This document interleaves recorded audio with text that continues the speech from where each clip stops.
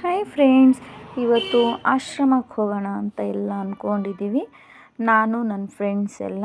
ಹಾಗಾಗಿ ಇವತ್ತು ಏನು ವಿಶೇಷ ಅಂದರೆ ನನ್ನ ಮಗಳು ಬರ್ಡೇ ಇರೋ ಕಾರಣಕ್ಕೆ ಮನೇಲಿ ಕೇಕ್ ಎಲ್ಲ ತಕ್ಕೊಡಮ್ಮ ಅಂದ್ಲು. ನಾನು ಮನೇಲಿ ಏನು ಬೇಡ, ಸೊ ಹಾಸ್ಟ್ಲಿಗಾದರೂ ಅನಾಥಾಶ್ರಮಕ್ಕೆ ಹೋದರೆ ಸ್ವಲ್ಪ ನಿನಗೆ ಪುಣ್ಯ ಸಿಗುತ್ತೆ ಅದು ಅಂದ್ಬಿಟ್ಟು ಎಲ್ಲ ತೊಗೊಂಡು ಚಿಕನ್ನು ತರಕಾರಿ ಎಲ್ಲ ನಾವೇ ತೊಗೊಂಡೋಗಿ, ಸೊ ದುಡ್ಡು ಕೊಟ್ಟರೆ ವ್ಯಾಲ್ಯೂ ಇರೋಲ್ಲ, ನಾವೇ ನಮ್ಮ ಕೈಯಾರೆ ಮಾಡಿಕೊಟ್ರೆ ಅದಕ್ಕೊಂದು ವ್ಯಾಲ್ಯೂ ಇರುತ್ತೆ ಅಂದ್ಬಿಟ್ಟು ನಾನೇ ಎಲ್ಲ ತರಕಾರಿ ಚಿಕನ್ನು ಅದೆಲ್ಲ ಹೋದ್ರಿ. ಹಾಗಾಗಿ ನಮ್ಮ ಫ್ರೆಂಡ್ಸು ಕೂಡ ನನ್ನ ಜೊತೆನೇ ಬಂದಿದ್ದರು, ಅವರು ಕೂಡ ನನ್ನ ಜೊತೆ ಸಪೋರ್ಟ್ ಮಾಡಿದ್ರು.